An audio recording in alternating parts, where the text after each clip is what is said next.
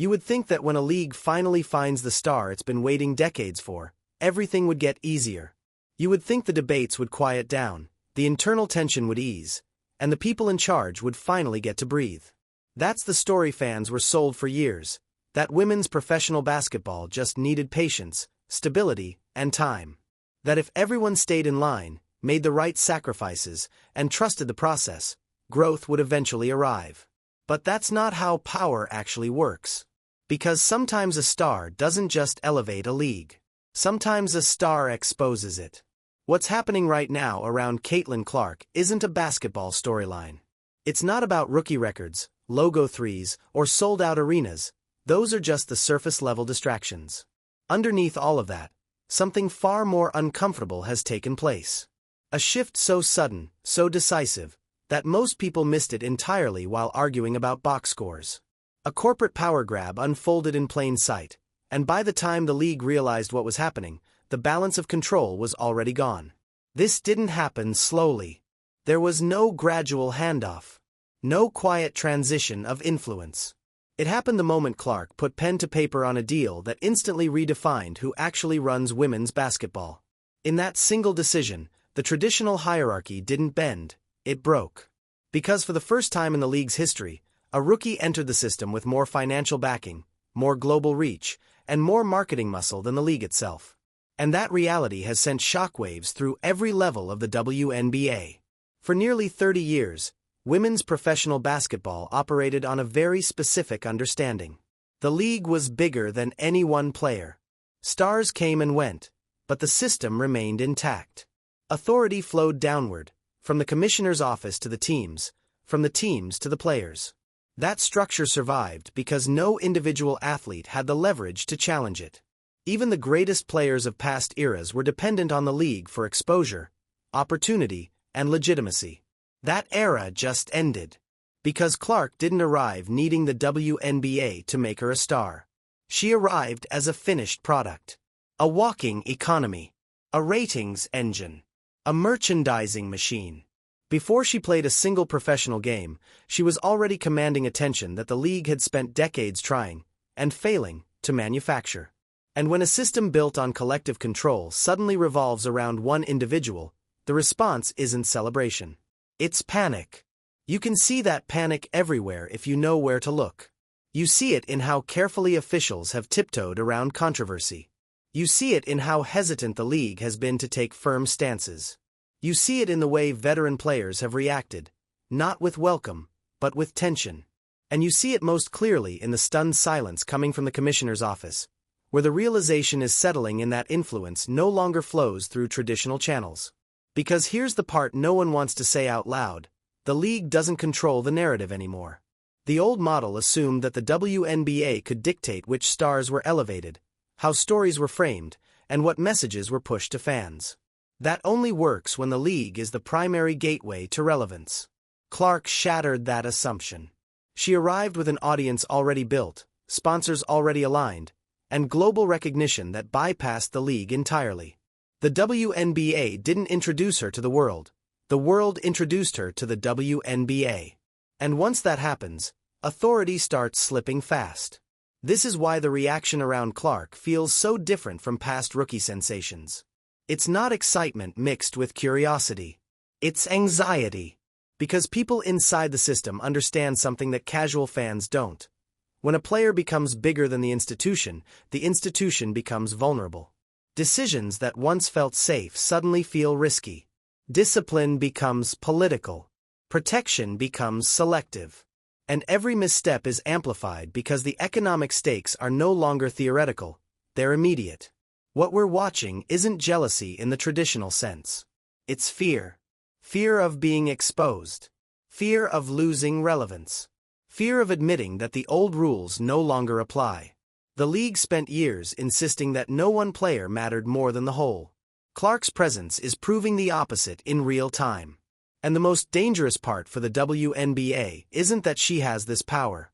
It's that she didn't have to ask for it.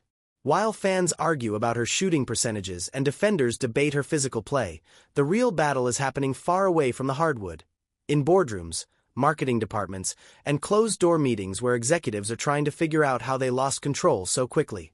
Because once corporate backing outweighs league authority, the entire structure flips. The league becomes the platform. The player becomes the product. That's the takeover nobody saw coming.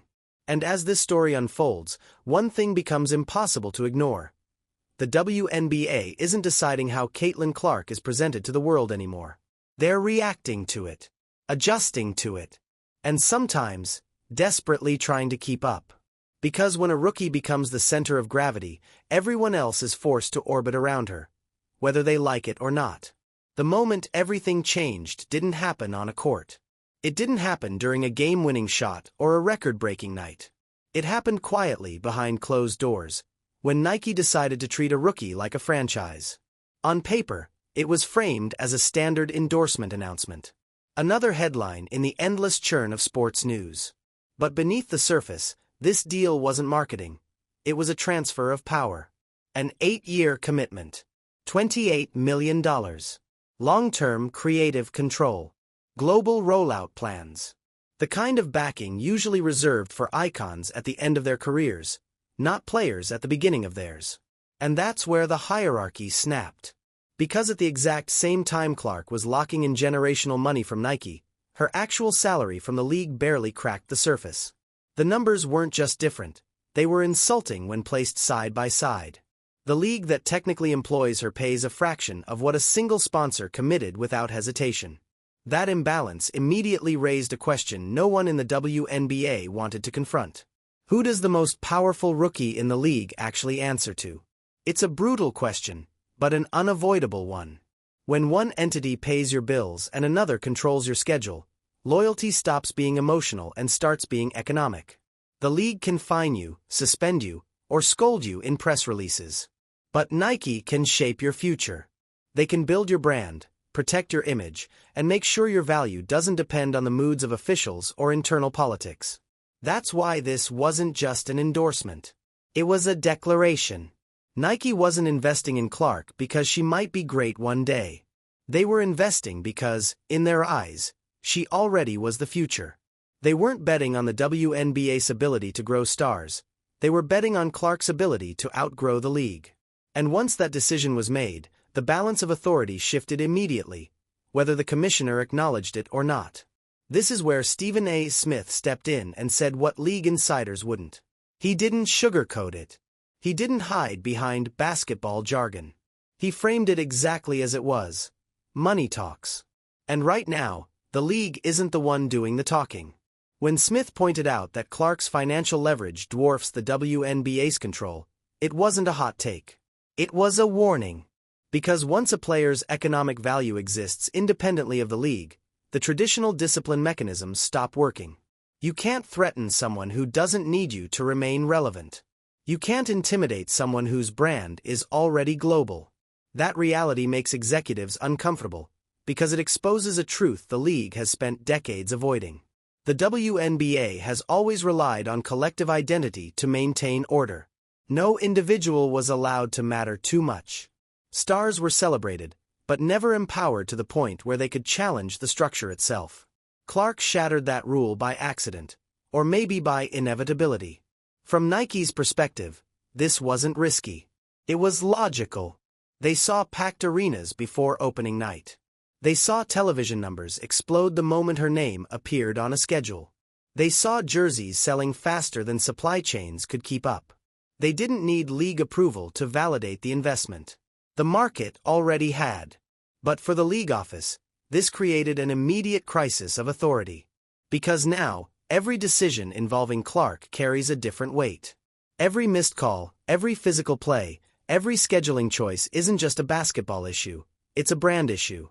And the brand with the most leverage in the room isn't the WNBA.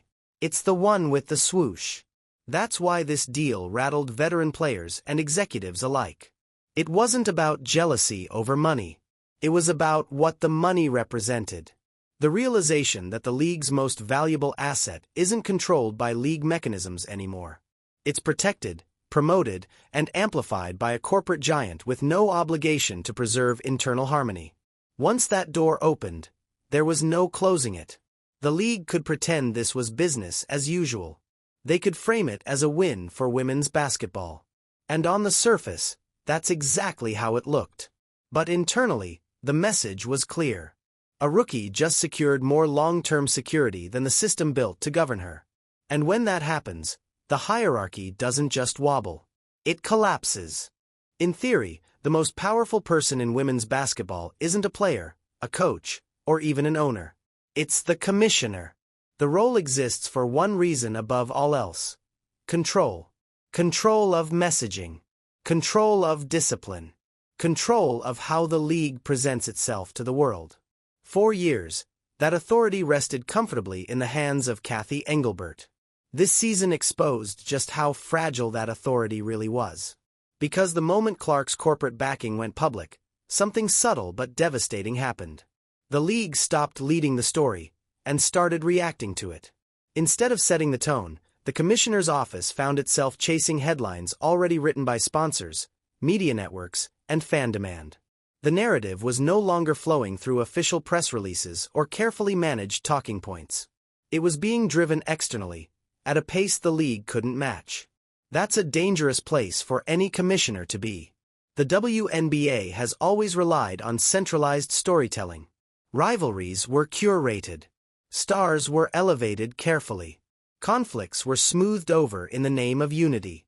Engelbert's job was to keep all of that balanced. Make sure no one player overshadowed the league itself. That model works when the league is the primary engine of visibility. It fails the moment a player brings their own megaphone. And Clark didn't just bring a megaphone. She brought an entire media ecosystem. Nike's campaigns didn't feel like extensions of the WNBA brand. They felt separate, independent, bigger.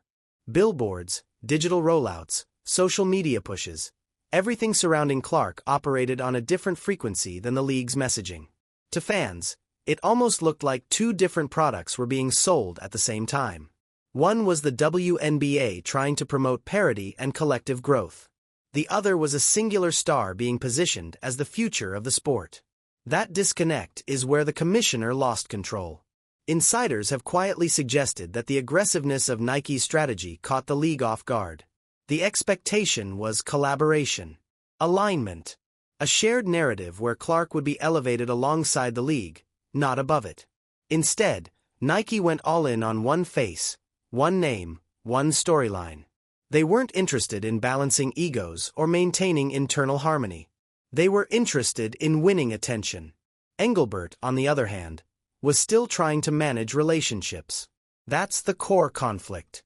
The commissioner's role requires diplomacy. She has to keep owners happy, players unified, sponsors engaged, and fans invested. Nike doesn't have those constraints. They answer to sales numbers, market penetration, and brand dominance. When those priorities collide, diplomacy loses every time. And it showed. The league's response to controversy became cautious to the point of paralysis. Every situation involving Clark suddenly carried political risk. Protect her too aggressively, and veteran players push back. Don't protect her enough, and sponsors raise eyebrows. Say the wrong thing publicly, and the league looks either weak or biased. Engelbert was stuck in a constant balancing act, and the more she tried to keep everyone comfortable, the more obvious it became that she wasn't steering the ship anymore. The most telling sign wasn't what the commissioner said, it was what she avoided saying. There was no firm, authoritative stance that reasserted league control over the narrative. No clear declaration of how the WNBA would handle the imbalance of attention. No confident messaging that framed Clark's rise as something the league orchestrated rather than something it survived. Silence filled the gaps, and silence is where power goes to die. Meanwhile, Nike kept moving.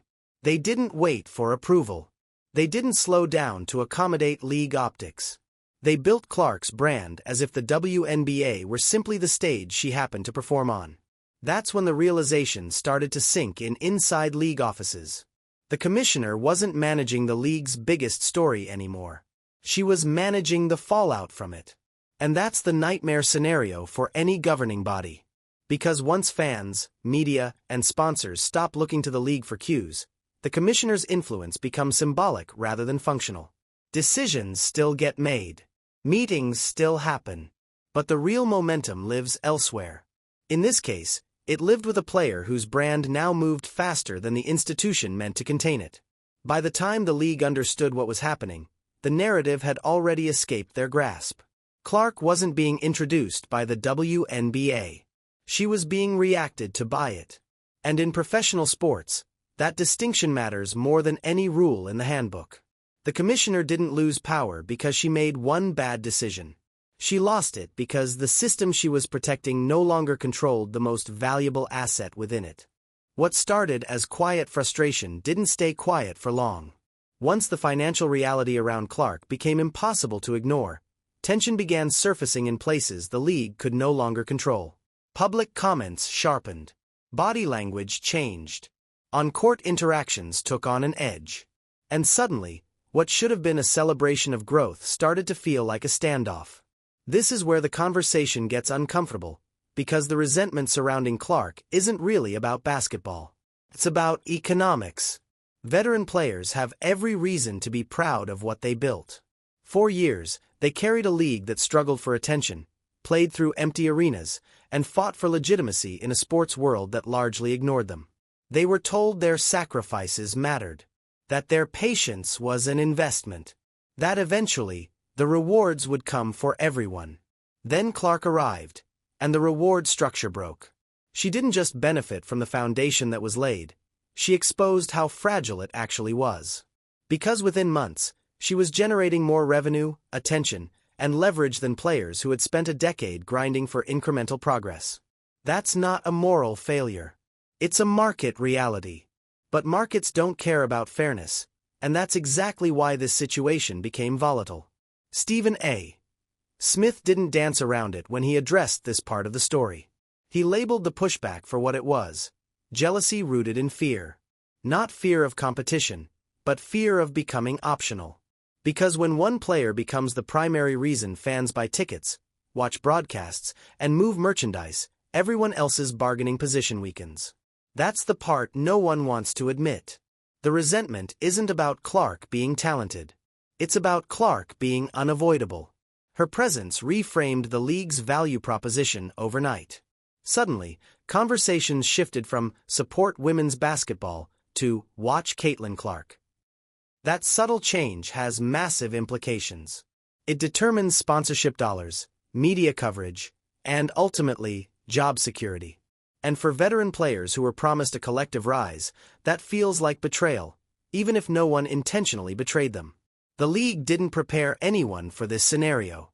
There was no roadmap for what happens when one player breaks the system by sheer demand. No internal framework for redistributing attention without creating fractures. So instead, frustration leaked out sideways, through comments, through cold shoulders, through physical play that felt a little too intentional. Smith pointed out something else that made the situation even worse. By allowing this resentment to fester, the league office wasn't just tolerating bad optics, it was sabotaging its own growth. Alienating the person driving revenue isn't just short-sighted. It's self-destructive. Fans don't tune in for internal politics. Sponsors don't invest in dysfunction. And casual viewers don't care about who paid their dues. They care about who excites them. That's why this conflict became so dangerous. Because every time the league failed to decisively shut down the hostility, it reinforced the idea that Clark was on her own. That she wasn't being protected by the system she was enriching. And the more that narrative took hold, the more justified Nike's independent approach began to look. Why trust a league to manage your image when it can't even manage its own locker room? The resentment also exposed a deeper insecurity, one that goes beyond Clark. If one rookie can tilt the league this dramatically, what does that say about the system's strength? That question haunts executives and players alike. It suggests that the league's value was never as evenly distributed as it claimed. That stability depended more on the absence of breakout stars than on sustainable growth. Clark didn't create that imbalance. She revealed it. And once that truth was out in the open, there was no easy way to put it back. Veterans weren't just reacting to Clark, they were reacting to the realization that the future might not need them the way the past once did.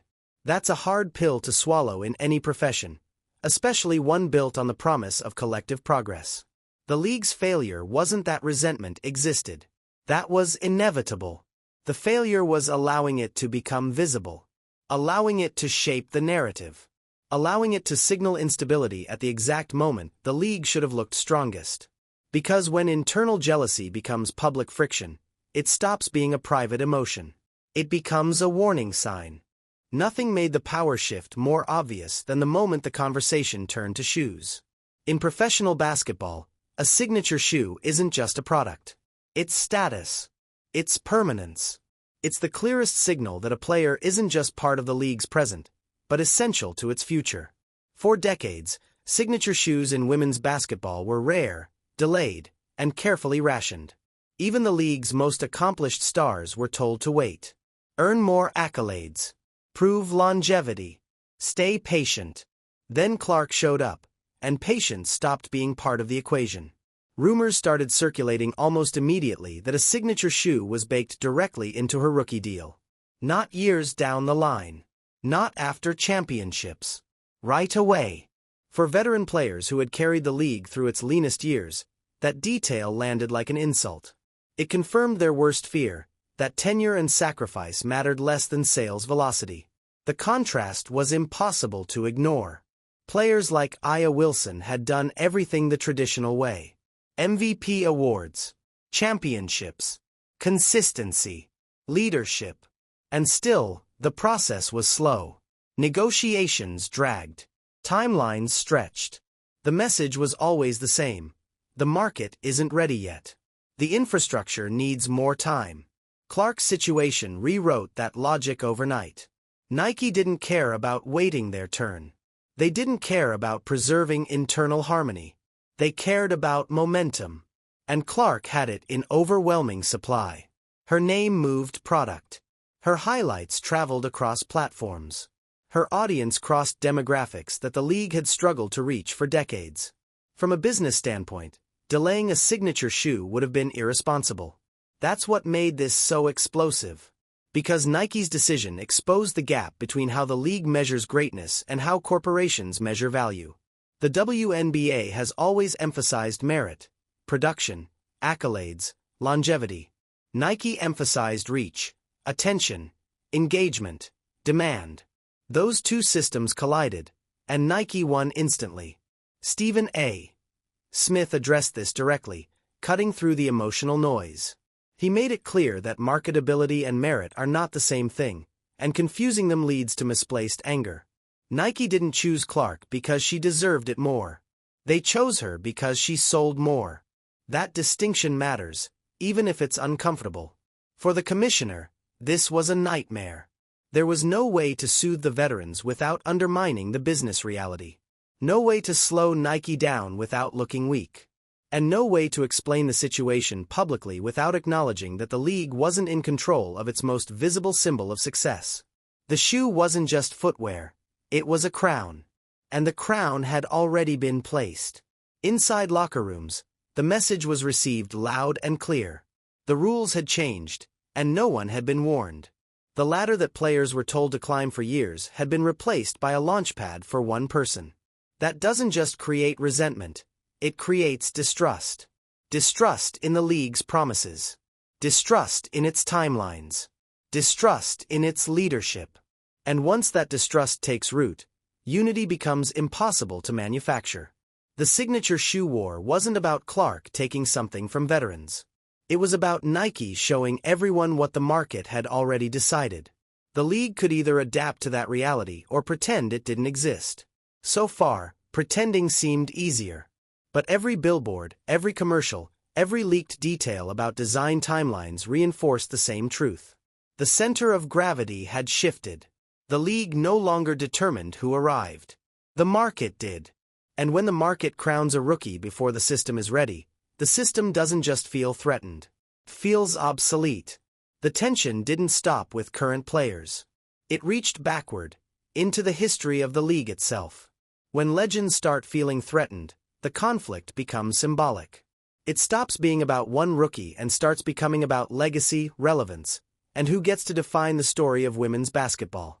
That's why the friction surrounding Cheryl Swoops landed so heavily with fans and insiders alike.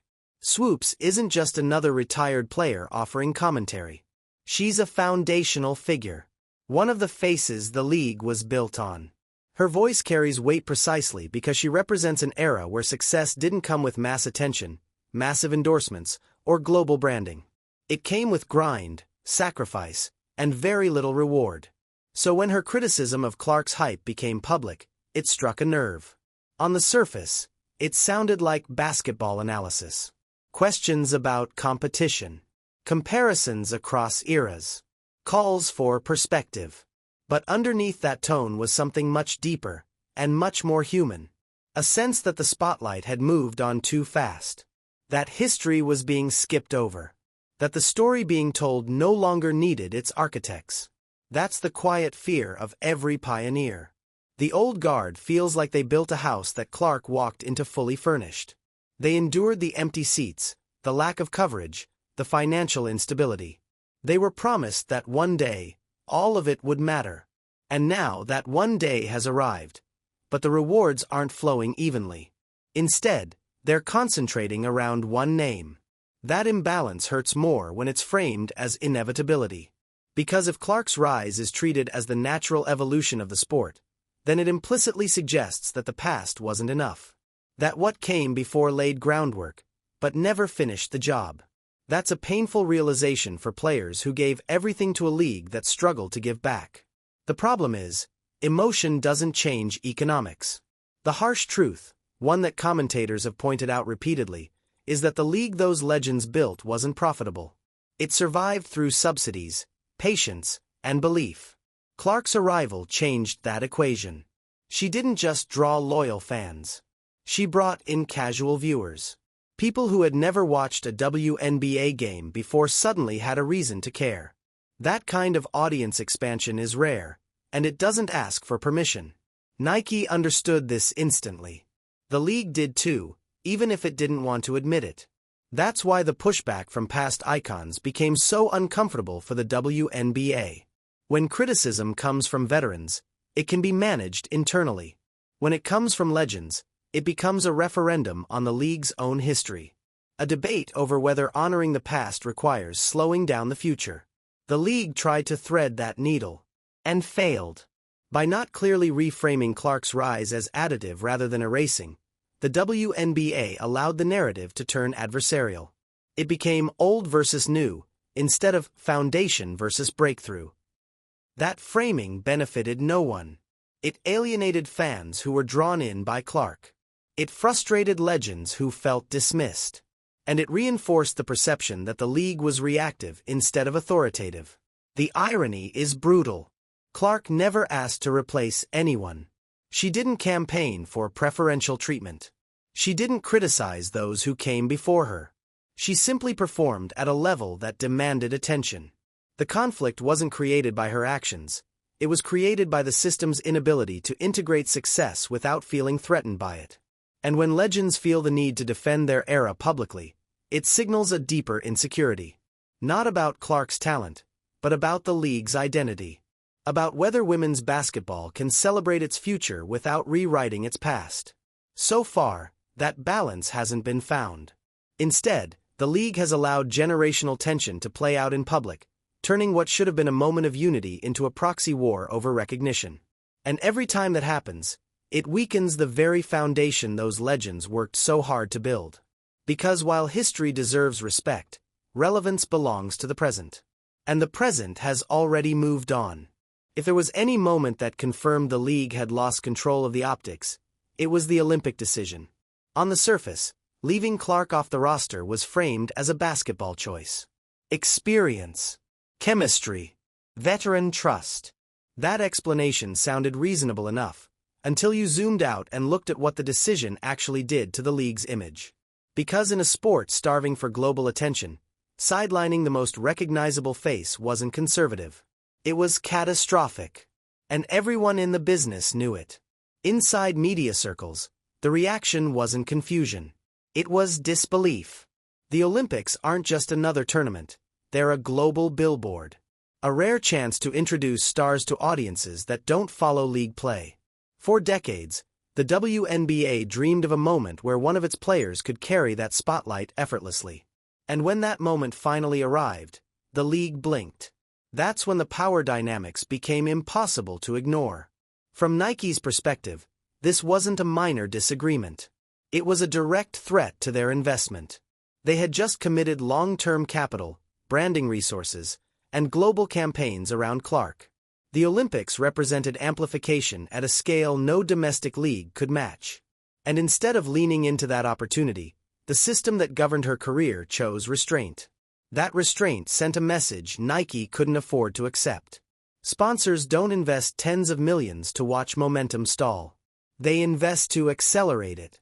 And when the league's internal decision-making collided with Nike's growth strategy, the result was inevitable. Nike didn't complain publicly. They didn't issue statements. They did something far more decisive. They adjusted. The response wasn't confrontation. It was independence. If the league wasn't going to maximize Clark's exposure, Nike would. They expanded campaigns. They increased visibility. They doubled down on storytelling that positioned Clark as the central figure in women's basketball, regardless of where or how often the league showcased her. Ironically, the snub didn't hurt Clark at all. If anything, it insulated her. It kept her fresh. It turned her into a symbol of restraint rather than overexposure. Fans didn't see her as someone denied an opportunity. They saw her as someone held back by politics. That perception matters. It shifts sympathy. It reframes authority. And it makes the league look small at the exact moment it needed to look visionary. Commentators were quick to point this out. The decision didn't humble Clark. It humbled the league. Because instead of reinforcing control, it revealed insecurity. It suggested fear of imbalance rather than confidence in growth. And once that impression set in, it became impossible to undo. Nike took note. What followed was a clear change in posture. Less reliance on league alignment. More emphasis on standalone platforms. More content built around Clark as an independent brand rather than a league representative. The message was subtle but unmistakable.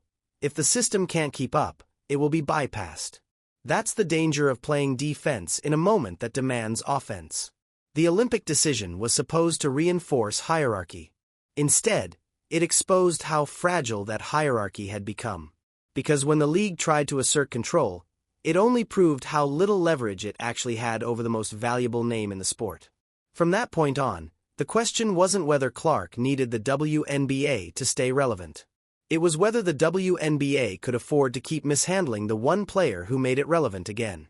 Once the power struggle moved from boardrooms to the hardwood, the consequences became impossible to ignore. What fans started noticing wasn't just tougher defense. It was intent, extra contact, late bumps, blindside hits that didn't fit the rhythm of normal play.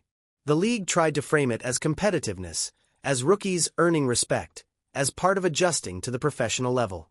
But the frequency and visibility of these moments told a different story, one of frustration leaking into physicality. And that's where the league made another critical mistake. Because in modern sports, perception matters as much as enforcement. When the most valuable player in your league repeatedly ends up on the floor, and responses feel delayed or inconsistent, it sends a message far beyond the box score. It tells fans that protection isn't guaranteed. It tells sponsors that their investment is exposed. And it tells the player herself that the system may not have her back when it matters most. The flashpoint came when a high-profile collision drew national attention. The footage spread instantly. Slow-motion replays. Side-by-side comparisons. Debates over intent. What should have been a straightforward disciplinary moment turned into a public referendum on leadership. The delay in response didn't calm the situation, it inflamed it. Because hesitation looks like fear when millions are watching. Commentators didn't miss the implication. Stephen A. Smith was especially blunt, warning that the league was flirting with disaster by allowing its most marketable star to be treated like a test dummy. His message wasn't emotional. It was economic.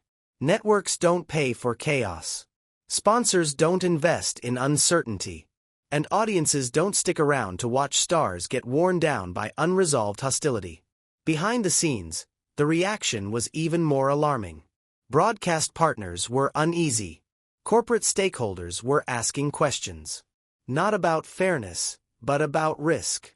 When a league fails to establish clear boundaries, it invites escalation. And escalation threatens the very asset driving the current surge in attention. That's when Nike's role shifted again, from promoter to protector. This wasn't symbolic. It was strategic. Nike doesn't need the league's permission to shield its investment. They can control messaging, apply pressure quietly, and influence outcomes without ever stepping into the spotlight.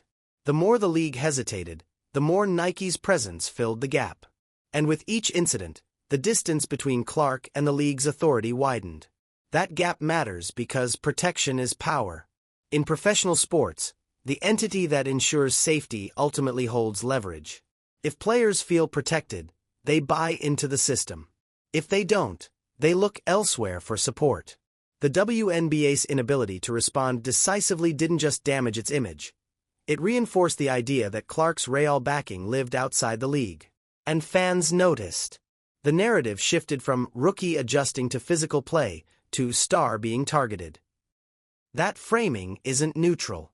It creates sympathy. It builds loyalty. And it casts the league as reactive instead of responsible. Every replay, every slowed-down clip, every debate chipped away at the commissioner's credibility. The irony is that none of this required extraordinary measures to prevent. It required clarity, swift action, visible leadership. Instead, the league tried to balance competing interests and ended up pleasing no one. Veterans felt emboldened. Sponsors felt uneasy. Fans felt protective.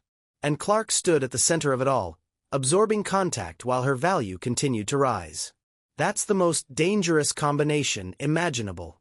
Because the more she's seen as unprotected, the more justified alternative power structures become. The more Nike's involvement feels necessary.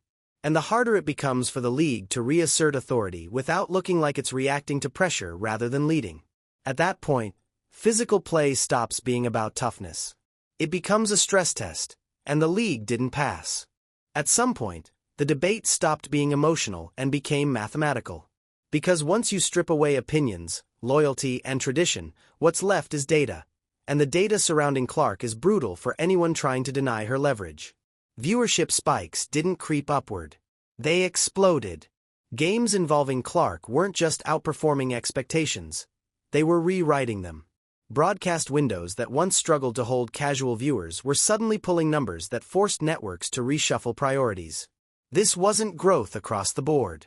It was concentration. When Clark played, ratings surged by triple digits. When she didn't, they fell back to earth. Teams that had never sold out suddenly needed bigger arenas. Ticket prices spiked. Secondary markets went wild. Entire road trips were reorganized because demand followed one player, not the logo on the jersey. That's what insiders quietly started calling the Clark economy. And it created a massive headache for the league office. Because leagues are built on balance. Revenue sharing. Competitive parity. The idea that every franchise matters equally. But Clark introduced a reality where attention, and therefore money, was no longer evenly distributed. You had a clear divide forming between teams that benefited directly from her presence and teams that didn't. Owners loved the checks. They were less enthusiastic about the implications. Because if one player becomes the primary driver of league-wide relevance, the system becomes fragile. What happens if she's injured? What happens if she sits out? What happens if she chooses not to prioritize league play? Those questions make executives nervous, not because they dislike her, but because dependency is dangerous. Nike doesn't share that fear. From a corporate standpoint, concentrating resources around one generational figure isn't a risk, it's the plan. They're not building a league. They're building a brand. Clark's brand. One that can exist across seasons, teams, and even competitions. The WNBA becomes one distribution channel among many, not the foundation of her value. That distinction terrifies commissioners. Because it flips the relationship. Instead of the league granting legitimacy to the player grants relevance to the league. That's why every scheduling decision, every marketing choice, Every broadcast slot started revolving around Clark's availability. Quietly at first, then openly. The league didn't announce the shift. It responded to it. Fans responded even faster. They didn't hide what they were tuning in for. Social media engagement told the same story as ticket sales. Clips involving Clark traveled farther. Discussions centered around her matchups. Opposing fanbases didn't talk about rivalries. They talked about when Clark was coming to town. That level of gravitational pull changes everything. It puts pressure on teammates. It distorts competitive narratives. And it forces the league to confront an uncomfortable truth. For all its emphasis on collective identity, the WNBA was finally being consumed the way major sports leagues are, through superstardom. The difference is, it wasn't prepared for what that actually looks like. The commissioner's challenge wasn't that Clark was too big. It was that the league had no mechanism to manage someone this big without admitting dependence. And once dependence becomes visible, authority weakens. Because every time the league benefits from Clark's presence, it reinforces who actually holds leverage. Nike understands leverage. They're not worried about imbalance. They're counting on it. Because imbalance creates icons, and icons create revenue streams that don't rely on shared success. That's why the Clark economy doesn't scare them. It validates their investment. For the WNBA, it's a double-edged sword. The money is real. The attention is real. But so is the risk. A league built to survive without stars suddenly finds itself unable to thrive without one. And that's not a problem you can solve with messaging. It's a structural shift that forces hard choices. The Clark economy didn't ask for permission. It simply arrived. And now the league has to decide whether it's willing to admit that its future might be tied to one player more than it ever planned, or whether it's willing to risk losing that future by pretending otherwise. The moment a player stops feeling trapped, the system starts to crack. That's where this story takes a sharp turn, because for the first time in modern WNBA history, the league isn't the only serious option on the table.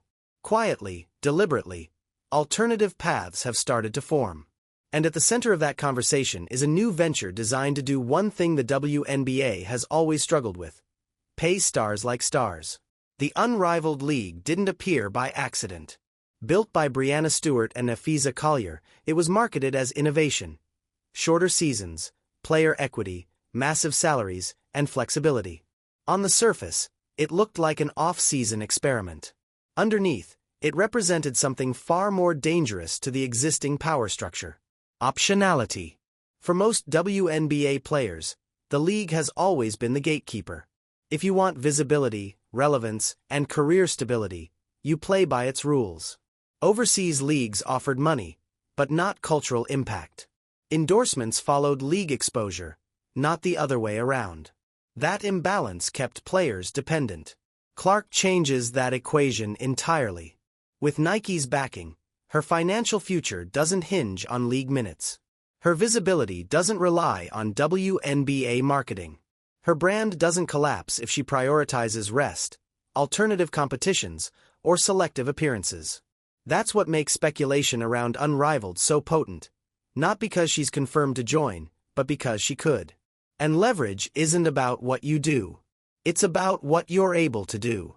Insiders have hinted that Unrivaled is preparing offers that would have been unthinkable just a few years ago. Short commitments. Massive compensation. Ownership stakes. The kind of deal that doesn't replace the WNBA, but challenges its monopoly on relevance. For most players, those offers are tempting. For Clark, they're empowering. Because now the threat isn't departure, it's independence. Stephen A. Smith alluded to this when he warned that the league needs to tread carefully. His point wasn't that Clark wants out. It's that she doesn't need in the way others do. And that distinction changes every negotiation, every disciplinary decision, every moment of conflict. When players feel stuck, leagues can enforce order. When players have exits, leagues negotiate. That's the commissioner's nightmare. Discipline a veteran too harshly, and the locker room turns hostile. Protect Clark too aggressively, and resentment grows. Fail to protect her, and sponsors lose patience.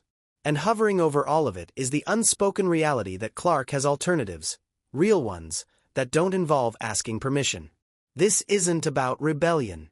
It's about power redistribution. The existence of credible alternatives weakens centralized authority. It forces transparency. It exposes inefficiencies. And it reveals how much of a league's control depends on the absence of choice. Clark didn't create Unrivaled, but her presence gives it gravity. Her potential involvement legitimizes it in a way no marketing campaign ever could. That's why the league feels paralyzed. They can't afford to push her away. They can't afford to let others push her around. And they can't afford to acknowledge publicly that their leverage is eroding. So they stall. They hedge. They issue careful statements while the ground shifts beneath them. For decades, the WNBA operated as the destination. Now it's becoming one option among several. And when a league stops being the only path to relevance, it has to earn loyalty instead of assuming it. That's a transition many organizations never survive. Not because stars leave, but because the illusion of control disappears. Clark doesn't have to walk away to change everything. She just has to stand there, fully aware that she could.